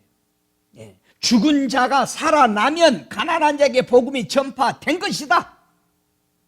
죽은 자가 살아나, 이게 우리가 전해야 될 복음이에요. 저 죽은 자를 살려내야 되는 거예요. 예수의로. 할렐루야. 이것이 부활입니다. 예수님이 죽은 자의 부활을 어떻게 정돈해 놨느냐? 마태복음 22장 31절에 죽은 자의 부활을 의논할진대, 우리가 앞절에도 읽었습니다. 하나님이 너희에게 말씀하신 바, 나는 아브라함의 하나님이요 이삭의 하나님이요 야곱의 하나님이라 하신 말씀을 읽어보지 못했느냐? 자, 하나님은 누구의 하나님이요? 죽은 자의 하나님이 아니요! 하나님은 산자의 하나님이야. 예수 그리스도는 살려주는 영이죠. 그 살려주는 예수 그리스도가 어제나 오늘이나 영원토록 동일하시는 그 예수를 영접해 한 사람의 하나님이라는 거예요. 그게 그 하나님이 여호와 하나님, 그 아버지 하나님을 우리는 하나님이라고 부르고 있는 것이죠. 여러분, 그래서 고린도전서 15장 45절부터 49절에 첫사람 아담은 산영이 되었다 함과 같이 마지막 아담은 살려주는 영이 되었나니 그러나 먼저는 신령한 자가 아니요 육 있는 자요 그 다음에 신령한 자니라. 첫사람은 땅에서 났으며 흙에 속한 자라고 그랬습니다. 둘째 사람은 하늘에서 난 겁니다. 여러분, 하늘의 형상에 속하시기를 바랍니다. 땅의 형상에 속하는 자는 땅에 거듭나지 않는 흙으로 돌아가는 인생입니다. 하늘에 속한 자의 형상, 부활의 신앙으로 들어온 예수 그리스도께 속한 것을 하늘에 속한 자라 말합니다. 그래서 우리 예수님께서 바리새인들, 사두개인들, 외식하는 자들에게 뭐라고 말합니까? 회칠한 무덤 같다. 겉으로는 아름답다. 그런데 그 무덤 안에 우리 그 사람 속에 무덤 안에는 죽은 사람의 뼈와 더러운 것이 가득하다. 얼마나 치명적인 치욕 같은 말을 한 겁니다. 그 소리를 듣고도 그들은 부은을 냈지 자신의 죽은 모습 인정하지 않고 복음으로 예수 앞에 와서 무릎 꿇지 못했던 것이죠. 많은 세리와 죄인들은 그 말을 똑같은 소리를 듣고도 나는 죄인입니다. 주님을 떠나서서 겸손히 무릎 꿇었던 수많은 사람들을 봅니다. 여러분이 안다라는 거, 서기관 바리새인들 누구보다 학식이 많다라는 거, 지식이 많다라는 거, 여러분 그 지식으로 천국 가지 못합니다. 여러분이 가진 것으로, 아는 것으로 천국의 문을 열 수 없습니다. 여러분의 지식, 지혜를 무시하는 게 아니고 내려놓으시기 바랍니다. 그거는 이 땅에서 여러분이 살아가는 데 필요하지만 하늘나라는 갈 수 없습니다. 하늘의 지혜를 받으시기 바랍니다. 하늘의 지혜이신 예수께로 돌아오시기를 바랍니다. 많은 사람들이 예수를 향하는 지식은 쫓지 않고 자기 지식, 자기 지혜 가지고 망해져 가고 있습니다. 이것이 교회의 현실입니다. 지금은 배우고 이런 사람들을 앞세워서 일하고 있습니다. 여러분, 그건 천국까지 못하는 형태들입니다. 하늘의 지혜, 하늘의 지식으로 우리는 천국 갑니다. 지혜와 지식이신 예수가 있어야 우리는 하나님 앞에 설 수 있다는 사실을 명심하시기 바랍니다. 회개는 천국을 가장 가까이에 오도록 하는 놀라운 능력이 됩니다. 그래서 누가복음 15장 18절에 돌아온 탕자를 바라보고 있는 아버지의 모습을 우리는 잘 볼 수 있습니다. 내가 일어나 아버지께 가서 이르기를 아버지여 내가 하늘과 아버지께 죄를 얻었사오니 지금부터는 아버지의 아들이라 일컬음을 감당치 못하겠나이다. 나를 품꾼의 하나로 보소서 하리라 하고 이에 일어나 아버지께로 돌아가니라. 아직도 상거가 먼데 아버지가 저를 보고 측은히 여겨 달려가 목을 안고 입을 맞추니 아들이 가로되 아버지여 내가 하늘과 아버지께 지혜를 얻었사오니 지금부터는 아버지의 아들이라 일컬음을 감당치 못하겠나이다 하나 아버지는 종들에게 이르되 제일 좋은 옷을 내어다가 입히고 손에 가락기를 끼고 발에 신을 신기라. 그리고 살찐 송아지를 끌어다가 잡으라. 우리가 먹고 즐기자. 이 내 아들은 죽었다가 다시 살아났으며 내가 잃었다가 다시 얻었노라 하니 저희가 즐거워하더라. 하나님의 품에 돌아오지 않으면 죽은 인생입니다. 잃어버린 아들입니다. 여러분, 가장 불쌍한 것은 하나님을 아버지라고 부르지 못하는 사람들입니다. 혹시 여러분은 하나님을 아버지라고 부릅니까? 그 사람은 복 있는 사람입니다. 온 세상이 하나님은 찾고 있습니다. 그러나 그 하나님이 자기의 아버지가 되지 못하고 있습니다. 예수가 그리스도가 되지 못하고 있습니다. 여호와가 하나님이 되어야 합니다. 온 세상이 찾고 있는 그 하나님은 여호와가 하나님이 되어야만이 예수가 그리스도가 되는 듯이 하나님 앞에 돌아올 수 있는 겁니다. 여러분, 회개를 바르게 하지 못하는지 우리는 점검해 봐야 합니다. 누가복음 16장 31절에 보니까 모세와 선지자들에게 듣지 아니하면 비록 죽은 자 가운데서 살아나는 자가 있을지라도 권함을 받지 아니하리라 하였다 하시니라. 여러분, 왜 모세오경과 선지서의 말씀에 권면을 받지 못하고 있을까요? 권면을 받지 못하는 것, 죽은 자의 소망인 하나님의 말씀을 권면으로 듣지만 믿지는 않는다는 이유입니다. 많은 사람들이 성경책을 수시로 읽고 저 다른 종교도 갔다가 성경을 읽지만 권면은 받지 않고 있습니다. 선지서와 모세오경을 읽고 있지만은 절대 권면을 받지 않습니다. 천국의 간 자와 지옥의 간 자가 하나님 앞에 호소하는 소리였었습니다. 여러분, 우리가 성경을 읽으면서 권면을 받아야 합니다. 어떤 큰 기적, 이적이 일어나면 잘 믿을 것 같은데요, 그 순간 지나면 안 믿습니다. 그래서 죽은 자가 살아나오면 우리 형제들이 믿을 겁니다. 제발 저 나사로 좀 천국에서 다시 세상에 보내주시오. 지옥에 가 있는 사람이 그렇게 부르짖었을 때 우리 주님의 설명은 그렇게 말한 겁니다. 아니다. 세상에 믿고 돌아올 것이 너무 많다. 내가 써놓은 모세오경과 선지서 다 하나님을 증거한 거잖아요. 그거 읽고도 돌이키지 않으면 죽었다가 살아난다 그래도 그때만 반짝 그저 정신 차린 듯 보이지만 권면을 안 받는다라는 겁니다.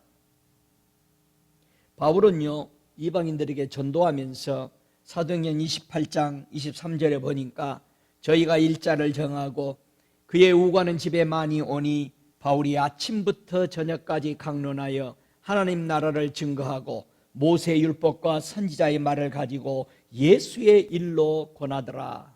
여러분, 모세오경과 선지자가 그 글이 예수께로 끌고 오지 않는다면 아무 소용없습니다. 여러분, 모든 성경에 예수 그리스도를 보라고 쓰는 거예요. 만나라고 쓰는 거지 그거 가지고 논하고 너희들이 그 학식을 높이고 그런 자랑하라고 쓰는 게 아니라는 사실인 것을 우리는 명심해야 돼요. 결국은 예수의 일로 권하는데 믿는 자가 있고 안 믿는 자가 있다는 사실입니다. 왜 예수의 말씀에 하나님의 말씀을 믿음으로 받지 않을까? 이 누가복음 18장 9절에는 자기를 의롭다고 믿고 다른 사람을 멸시하기 때문에 그렇게 된다 이 말이에요. 예. 자기가 의롭다고 믿고 있는데 여러분, 누구를 믿으려고 그러겠어요? 안 믿습니다. 어떤 사람은 이런 말을 해요. 난 저 사람 말 안 믿어. 막 자기가 의로움을 나타내는 겁니다. 지가 최고라는 겁니다. 그리고 자기가 말하는 거 누가 믿고 따라주지 않으면 온 시기 질투해서 난립니다. 여러분, 왜 여러분 말을 믿어줘야 돼? 응? 자기가 의롭다고 믿고 있는 거예요. 내 말이 맞아. 아니에요. 예수님 말이 정확하게 맞습니다. 자기 말은 틀려요. 1분 1초만 지나면. 그래서 우리는 늘 선택하는 게 뭐예요? 마태복음 20장 20절에 보니까 대제사장과 장로들도 바라바를 살인자를 선택하는 거예요.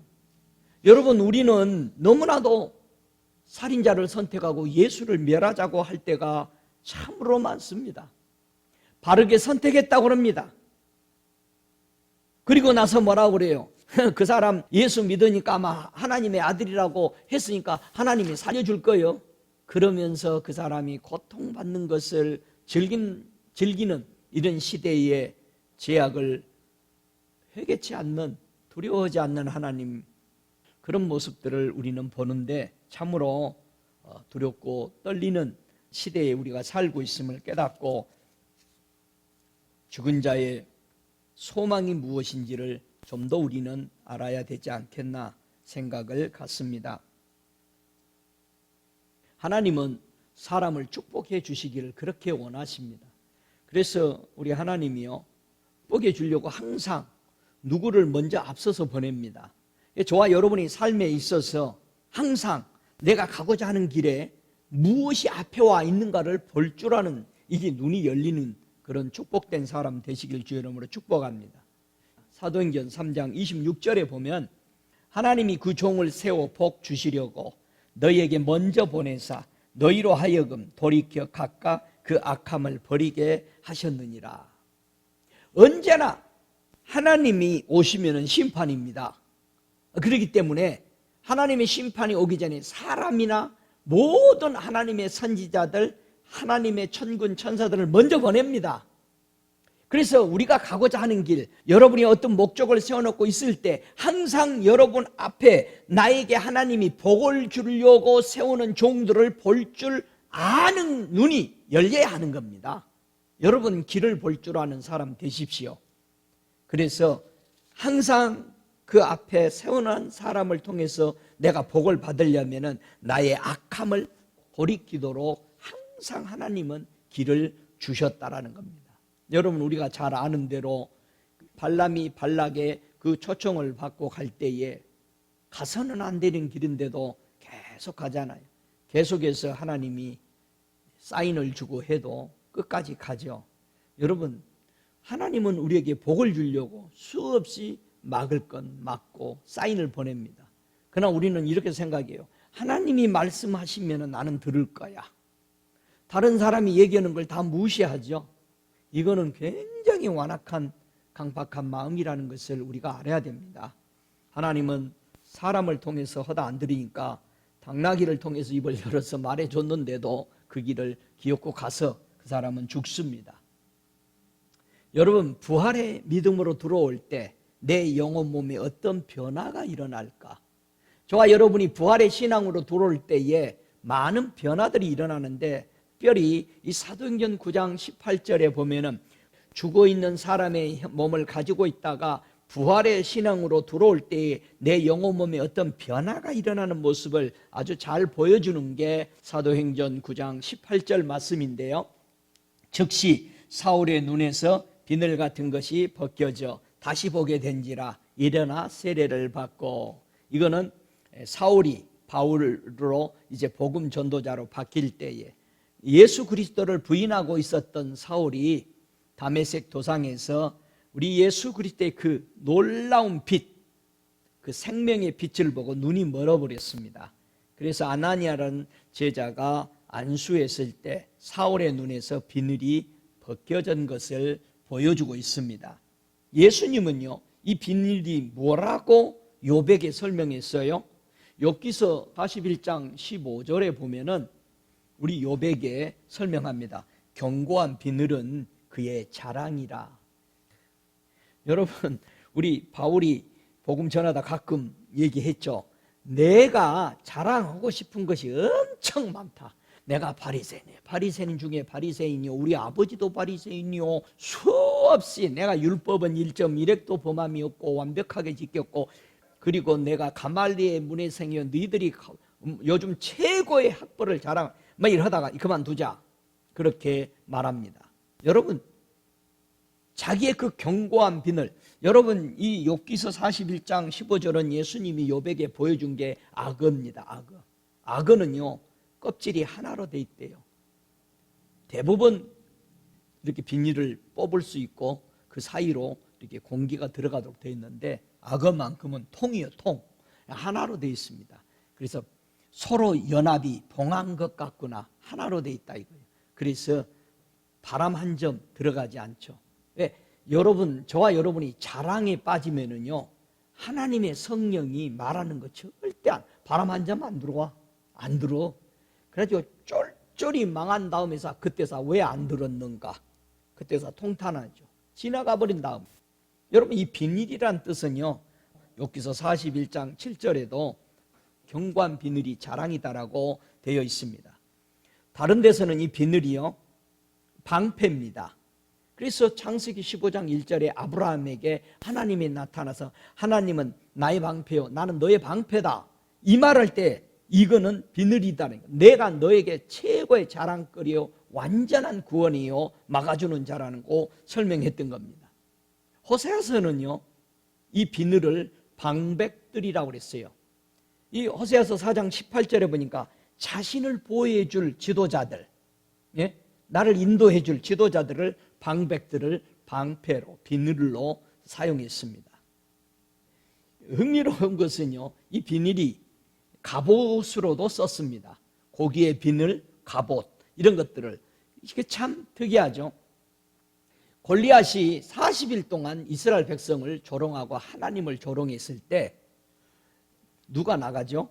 다윗이 나가서 이 전쟁의 왕이었던 골리앗의 목을 꺾어버리고, 그런데 거기에 골리앗이 입었던 갑옷 중에 어린 갑옷이 있다고 되어 있습니다. 요 비늘이요, 어린 갑옷입니다.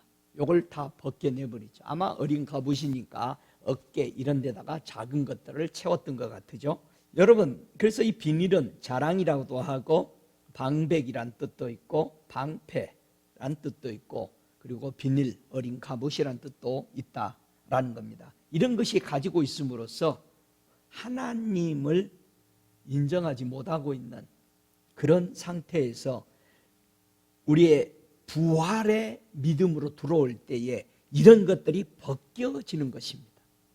그래서 이런 큰 체험들이 일어나는 겁니다. 저와 여러분이 부활의 신앙으로 오면서 이런 체험이 없다면 하나님을 아버지라고 부르지 못합니다. 예수를 그리스도라고, 나의 왕이요, 나의 구주요, 나의 생명입니다라고 고백 못합니다. 한번 여러분 스스로 점검해 보세요. 여러분 절대 카피는 할 수 있어도 진심으로 고백은 안 나올 것입니다. 하나님 아버지는 왜 예수님을 이 땅에 보내주셨는가? 요한복음 6장 39절에는 정확하게 설명해 주고 있습니다. 나를 보내신 이의 뜻을 행하려 함이니라.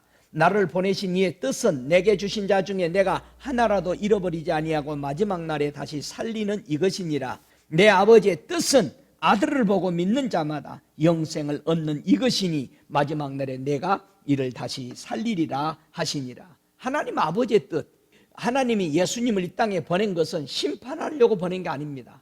다시 오시는 예수님은 심판의 주님입니다.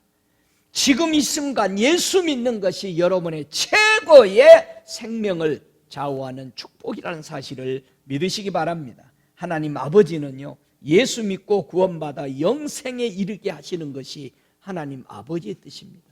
여호와 하나님의 뜻이라는 사실, 예수가 그리스도이심을 믿으시기를 바랍니다. 여러분은 영생을 어떻게 소유하셨는지 한번 생각해 보세요. 여러분은 이 영생을 계속 소유하고 계십니까? 영생은 소유하는 것이고 영위하는 것입니다. 그래서 요한복음 6장 54절에 보니까 영생을 계속해서 영위할 수 있도록 우리에게 양식을 주셨습니다. 영생은 계속해서 양식, 영원한 세계의 양식을 먹고 자라가도록 했다는 사실. 그래서 요한복음 6장 54절에 내 살을 먹고 내 피를 마시는 자는 영생을 가졌고 마지막 날에 내가 그를 다시 살리리니. 여러분, 우리는 다시 살아나, 첫째 부활에 살아나야 영생이 영원한 세계로 이어지는데, 그 양식을 주님 오실 때까지 예수의 살과 피를 마시고 영생을 가지고 마지막 영원한 의인의 부활에 참여하도록 하는 그 예수다. 여러분이 예수의 살과 피, 예수 것이 아닌 것을 먹고 큰다면 여러분은 가짜입니다. 우리는 예수 것이 아닌 것을 먹으면 여러분의 육체들은 갈라집니다. 여러분의 생각들은 갈라집니다. 오직 예수 것만 먹고 예수의 피, 예수의 살만, 우리는 예수께 와서 예수를 믿는 것이 영생이요 의인의 부활에 참여하는 것이다 라는 것을 믿고 오직 예수로만이 살아가는 저와 여러분이 되셔야겠습니다. 저와 여러분, 예수의 피, 예수의 그 살을 선포하는 입술의 능력이 있기를 바랍니다. 자꾸 선포하세요. 선포가 위대한 것입니다. 여러분의 입술에서 선포된다는 것은 내가 믿는 것만 선포될 수가 있습니다. 출애굽기 12장 13절에 보면은요, 내가 애굽 땅을 칠 때에 그 피가 그들의 거하는 집에 있어서 너희를 위하여 표적이 될지라. 내가 피를 볼 때에 너희를 넘어가리니 재앙이 너희에게 내려 멸하지 아니하리라. 우리가 요즘 영성의 사역자들을 보면은 예수의 피를 뿌리고 바르고 덮습니다. 이런 선포들을 많이 하죠. 자, 우리 교회 안에 예수의 피를 뿌리고 바르고 덮는다. 누구의 성도를 예수의 피로 뿌리고 바르고 덮는다. 이곳을 내가 있으므로 이곳을 예수의 피로 뿌리고 바르고 덮습니다. 이런 그 선포하는 여러분의 그 말대로 그대로 됩니다.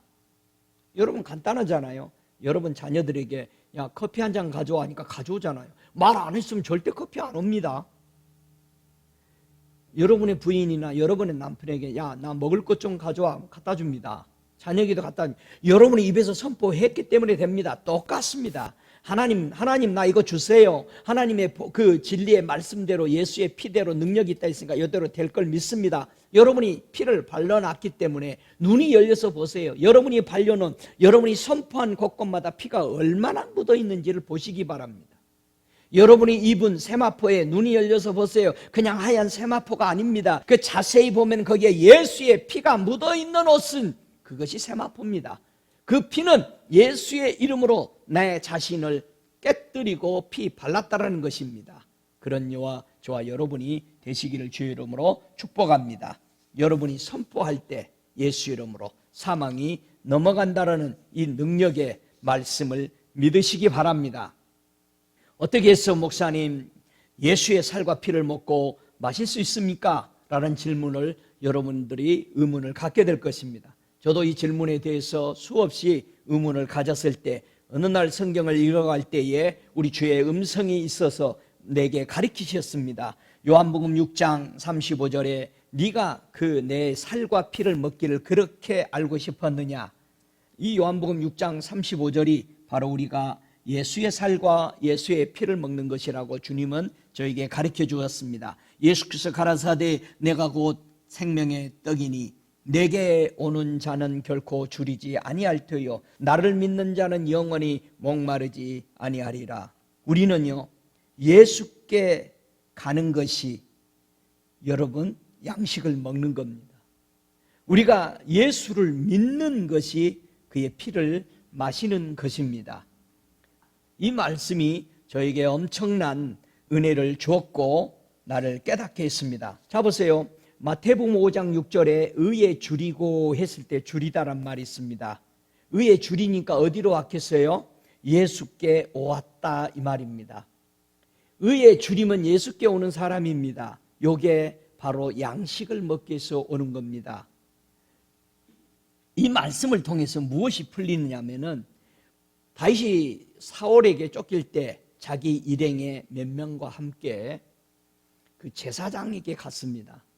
며칠을 굶고 제사장에 갔을 때 그 시장에서 마태복음 12장 1절에 보면 이렇게 말합니다.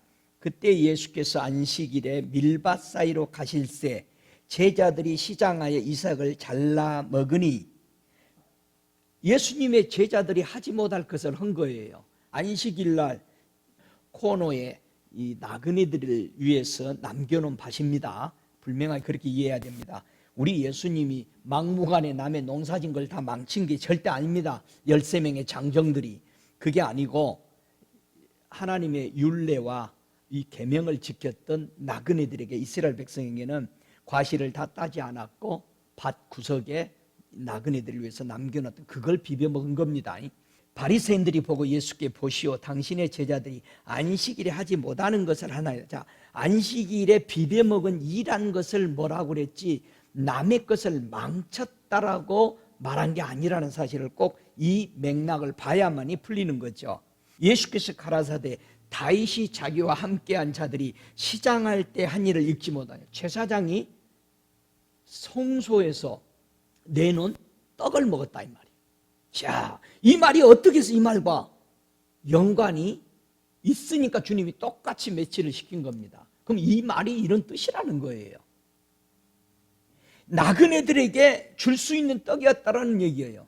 자, 나그네는 누굽니까? 이 땅 사람이 아닌 하늘나라 예수 그리스도를 쫓아서 하나님만 믿고 쫓아가는 사람들이 성소에서 나온 떡을 먹을 수 있었다는 얘기예요. 나그네를 위해서 남겨놓은 떡이었다는 겁니다. 이 말 안에는 더욱더 귀중한 의미들이 있는데요. 이들이 줄일 때 주께로 와서 이 떡을 먹은 장면입니다. 다윗이 줄여서 그 친구들이 부하들을 데리고 와서 제사장이 먹은 오직 제사장만 먹을 수 있는 떡을 먹었다는 것은 주께로 오면은 그 떡이 주님이라는 거예요. 떡을 먹을 수 있도록 해준 양식이 생명을 유지하는 떡이 성소에서 나온 것을 먹었다는 그 의미를 주님은 줄이는 자에게 주었다라는 이 의미 안에 자신의 양식이었다라는 겁니다. 제자들이 구석에 있는 나그네들을 위해서 구석에 귀퉁이에 남겨놓은 밀을 비벼 먹은 것은 바로 나그네들이 먹고 살아야 될 양식이 바로 나다. 예수 그리스도라는 것을 제자들이 설명하면서 지나가면서 그걸 가르쳤다는 사실을 우리는 여기서 알 수 있습니다. 여러분, 우리 예수님은 뭘 보고 가장 이렇게 기뻐할까? 항상 우리 주님이 만족해 하실 때가 있습니다. 저희들이 조그만 일을 할 때라도 주님은 말씀합니다. 고맙다, 수고했다. 이렇게 말할 때마다 나는 아무것도 아닌 것 같이 그저 가벼운 마음으로 했는데 주님은 그걸 크게 보더라 이거예요. 주님께 만족했다라는 거죠. 우리 주님이 이 땅에 계실 때요, 마태복음 25장 25절에 이런 말씀을 하죠. 내가 줄일 때에, 이것은 내게 왔다 이 말입니다. 줄일 때 하면 여러분 예수께 왔다는 뜻입니다. 내가 줄일 때 너희가 먹을 것을 줬고 목마를 때 마시게 하였고 나그네 됐을 때 영접하였고 이에 의인들이 대답하여 가로되 주여 우리가 어느 때에 줄이신 것을 보고 공개하며 목마르신 것을 보고 마시게 하였나이까. 여기에요, 주님께 와서 양식 먹고 예수님의 피와 살을 먹는 장면이 완벽하게 포함되어 있는 장면이 마태복음 25장 25절에 가장 하나님이, 예수님이 가장 기뻐하시고 만족해야 한 장면입니다. 저와 여러분이 저 죽어가고 있는 사람들을 찾아가서 목마른 자에게 마시게 하고 예수의 피를 주고 예수의 살을 주고 그들을 예수를 믿게 한 저들에게 한 일을 하나님은 가장 만족을 하시는 겁니다. 저와 여러분이 하나님이 언제 기뻐하냐? 저들에게 예수를 알게 하고 예수를 믿게 하고 예수를 먹게 한 것을 하나님은 최고의 만족을 보고 계시다는 사실을 여러분 믿으시기 바랍니다. 그게 예수께 오게 했고 예수를 믿게 한 예수의 양식인 살과 피를 주었던 이 장면을 우리는 볼 수 있습니다. 여러분의 주변에는 원수들이 어떤 상태로 살아가고 있는지 아세요? 왜 예수님은 원수를 사랑하고 너를 핍박한 자를 위해서 기도하라고 했을까? 그 원리는요, 요한복음 6장 35절의 말씀을 가지고 풀어지게 됩니다. 로마서 12장 20절에 보면은 주변의 원수들이 어떤 상태로 살아가고 있는지를 보여줍니다. 로마서 12장 20절에 네 원수가 줄이거든, 예수께로 오지 않거든, 양식을 먹고 있지 아니하거든, 먹이고 목마르거든, 믿지 않고 있거든 피를 마시우라. 그리함으로 네가 숯불을 그 머리에 쌓아 놓으리라. 여러분, 바울 사도는요 원수들에게 복음을 전파했기 때문에요 허건날 감옥과 핍박과 환난을 받았다는 사실입니다. 여러분, 원수는 어떻게 하고 있다고요? 줄이고 목마르고 있다는 사실입니다. 저 밖에 여러분을 괴롭히고 있는 주변 사람들도 실은 예수 믿지 않고 예수께 오지 않고 예수를 믿지 않고 있기 때문에 여러분이 예수 믿고 예수께 가고 예수의 살과 피를 먹고 있는 것에 대해서 방해 놓는 것입니다. 여러분, 그 원수를 위해서 기도하라는 거예요. 그 원수를 위해서 사랑하라는 겁니다. 그것은 바로 예수께 오게 하고 그래서 양식을 주고 예수 그리스도를 믿도록 하고 살을 먹이는 이 사명이 원수들에게 우리가 해야 될 것입니다. 그래서 바울은요 수없이 고린도서 4장 11절에 말합니다. 바로 이 시간까지 우리는 줄이고 목마르며 원수들에게 수없이 찾아가서 매맞고 헐벗으면서도 그들을 예수께 오게 하고 예수를 믿게 했다는 뜻입니다.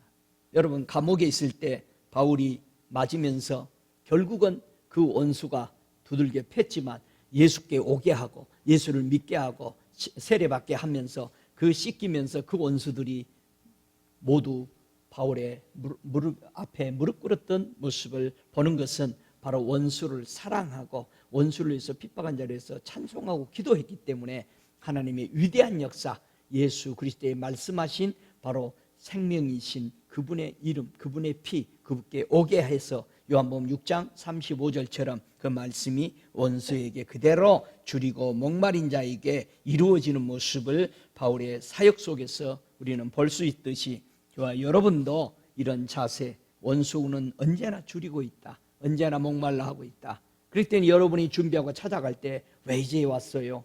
얼마나 기다렸는데, 그런 소리를 들을 때 얼마나 눈물겹고 얼마나 우리의 야가 그 예수를 전할 때 저 사람이 살아나는 걸 보고 감격스러운 모습을 볼 수 있습니다. 어느 그 복음 전도하러 가끔 지금은 나가지 못하지만 전에 갔던 이런 그 양로원 이런 데 가서 80이 넘은 사람에게 우리 팀들이 예수 전하고 나와서 돌아서서 왔는데 그 할머니가 복음 받고 숨이 멎었다라고 간호사들이 얘기하는 걸 보고 너무나 우리가 두려웠고 떨렸었습니다.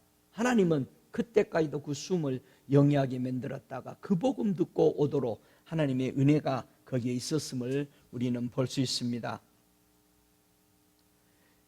예수께 온 사람 어떻게 피를 마시는가를 가르치는 가장 아름다운 모습도 우리 요한복음 4장 13절에 우리가 잘 아는 사마리아 여인의 모습을 속에서도 알 수 있습니다.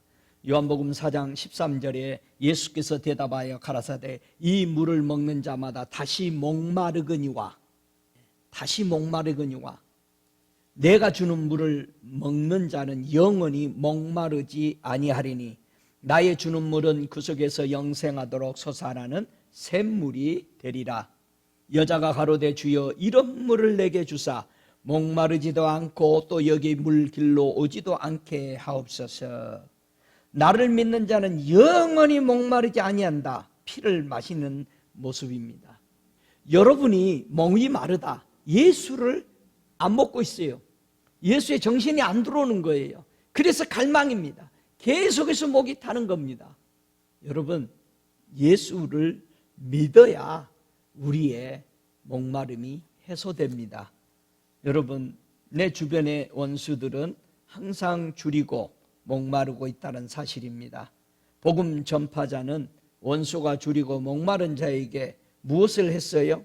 늘 먹이고 입혔다는 사실을 우리는 꼭 기억하시기를 바랍니다.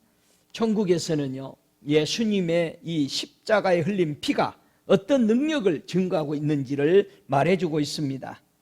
계시록 1장 5절에 보면은 충성된 증인으로 죽은 자들 가운데서 먼저 나시고 땅의 임금들의 머리가 되신 예수 그리스도로 말미암아 은혜와 평강이 너희에게 있기를 원하노라. 우리를 사랑하사 그의 피로 우리 죄에서 우리를 해방하시고. 사도 요한이요, 예수님의 십자가의 피가 정말로 우리의 죄와 허물을 없애줬는가, 그게 그렇게 궁금했어요.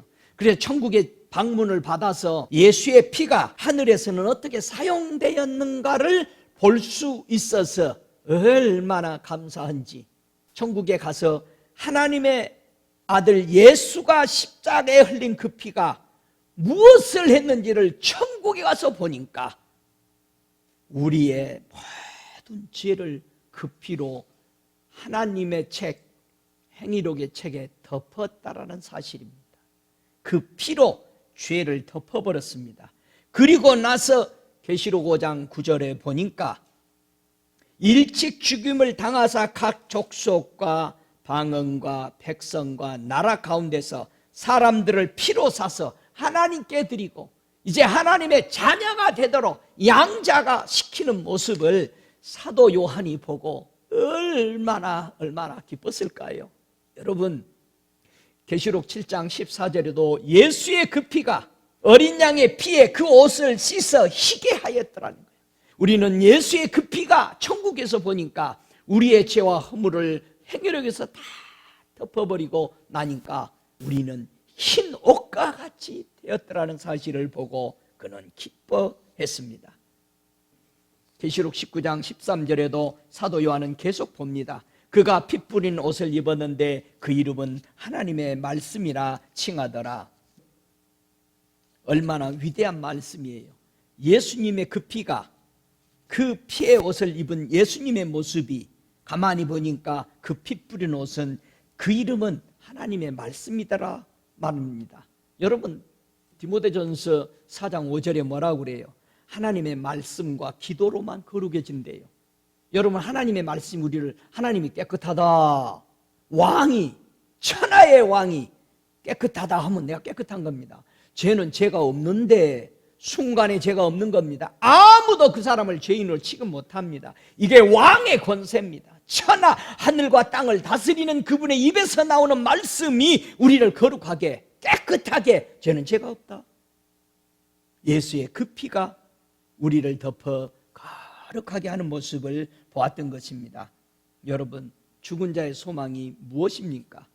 로마서 10장 9절에 말합니다. 네가 만일 네 입으로 예수를 주로 시인하여 하면 또 하나님께서 그를 죽은 자 가운데서 다 살리신 것을 네 마음에 믿으면 구원을 얻으리라. 할렐루야. 이 로마서 10장 9절, 하나님께서 그를 죽은 자 가운데서 일으키신 그 예수 그리스도를 네가 마음에 믿으면 너는 구원이다. 여러분 구원은 간단한 겁니다. 우리가 무엇을 해서 구원 얻는가 아닙니다. 저와 여러분이 죄인 됐을 때 우리 주님은 오셨습니다. 우리 주님, 많은 사람들이 너 이렇게만 하면 내가 잘해줄 건데 그건 조건입니다. 그거는 가장 악한 것입니다. 우리 하나님은 한 번도 우리의 영생을 얻는 데 있어 그러지 않았습니다. 우리가 죄인 되었을 때 오셨습니다. 내가 요구하지 않았을 때 그분은 나를 위해서 죄를 사하여 주셨습니다. 여러분이 예수를 받아들이기만 한다면 여러분은 하나님의 자녀가 됩니다. 왜 예수님은 죽었다가 다시 살아나셨습니까? 로마서 14장 9절에는 분명히 말합니다. 이를 위하여 그리스도께서 죽었다가 다시 살아나셨으니 곧 죽은 자와 산 자의 주가 되려 하심이라. 우리 예수님은 죽은 자의 첫 열매, 부활한 첫 열매가 되셨습니다. 그래서 모든 첫 열매 것은 다 우리가 하나님께 바쳤던 것은, 제사를 드렸던 것은 바로 예수 그리스도를 기렸던 겁니다. 첫 열매는 하나님의 거야. 그 말은 우리 첫 11조는 하나님 거야. 다 하나님 앞에 바친 것들은 뭐냐? 10개 중에 하나를 하나님 앞에 분리해서 드렸던 거. 하나님의 이 10개 중에 하나를 받으신 것처럼 우리의 모든 생명을 구원할 자는 당신의 아들 첫 열매인 예수님입니다. 이것을 우리에게 끝없이 주입시켰던 것입니다. 저와 여러분, 여러분의 첫 열매가 주님이 맞으십니까? 왜 예수님이 죽었다 살아났다고 그래요? 산자와 죽은 자의 주님, 마스터, 오너가 되셨다라는 것입니다. 우리 주님은 에베소서 1장 20절의 말씀처럼 마치 염소가 양을 구별해서 항상 양은 우편에 두었다고 그랬습니다. 그 능력이 그리스도 안에서 역사하사 죽은 자들 가운데서 다시 사시고 하늘에 자신의 우편에 앉히사, 여러분 예수 그리스도를 믿음으로 왼편에서 오른편으로 넘어가는 우편에 서는 의로운 뜻, 죄가 없으신 심판의 주님에 따르는 그쪽으로 우리가 옮겨진다라는 사실입니다. 여러분 죽은 자의 소망, 부활의 믿음에 거하는 자는 하나님의 은혜를 받는데 어떤 은혜를 받을까요? 여러분 죽은 자의 소망, 부활의 믿음에 들어가면은 하나님의 은혜를 받는데 데살로니가전서 1장 10절에는 장래 노하심에 우리를 건지시는 예수시나 그랬습니다. 장래 노하심이 뭡니까? 마지막 심판입니다. 그 노하심에서 우리를 건져주시는 것이다 라는 사실을 우리가 깨닫고, 죽은 자의 소망인 내 영혼 몸이 우리 주님의 은혜에 감격해 사는 소망의 비결을 우리는 깨달아야 됩니다. 사도행전 2장 24절에 하나님께서 사망의 고통을 풀어 살리셨으니 이는 그가 사망에 매여 있을 수 없습니다. 다윗이 저를 가리켜 가로되 내가 항상 내 앞에 계신 줄을 배웠으며 나로 요동치 않게 하시기 위하여 그가 내 우편에 계시도다. 이러므로 내 마음이 기뻐하였고 내 입술도 즐거워하였으며 육체는 희망에 거하리니 이는 내 영혼을 음부에 버리지 아니하시며 주의 거룩한 자로 썩음을 당치 않게 하실 것이미로다. 주께서 생명의 길로 내게 보이셨으니 주의 앞에서 나의 기쁨이 충만케 하려 하심이로다 하였으니 그렇게 말합니다. 우리의 소망, 이 소망, 예수로 인해서 우리는 영원한 세계에 들어가는 이 부활의 소망 속에 살아가고 있습니다. 오늘도 우리 주님은 여러분을 계속해서 초대합니다. 계시록 22장 17절에 보니까 성령과 신부가 말씀하기를 오라 하시는도다. 듣는 자도 오라 할 것이요 목마른 자도 올 것이요 또 원하는 자도 값없이 생명수를 받으라 하시더라. 오늘도 우리 주님은 여러분이 어둠에서 그늘에 앉아있는 데서 빛으로 오시기를 원합니다. 아무 조건 없습니다. 주여 나를 도와주옵소서. 주님 나는 예수 그리스도를 원합니다라고 나의 구주를 내가 원합니다라고 나올 때에 죽은 자의 소망인 부활 속으로 들어가는 이 은혜를 여러분이 받으시기를 바랍니다. 예수 그리스도의 빛을 받기를 여러분 원하신다면 에베소서 5장 14절에 말합니다. 그러므로 이르기를 잠자는 자여 깨어서 죽은 자들 가운데서 일어나 그리스도께서 내게 비추시리라 하셨느니라.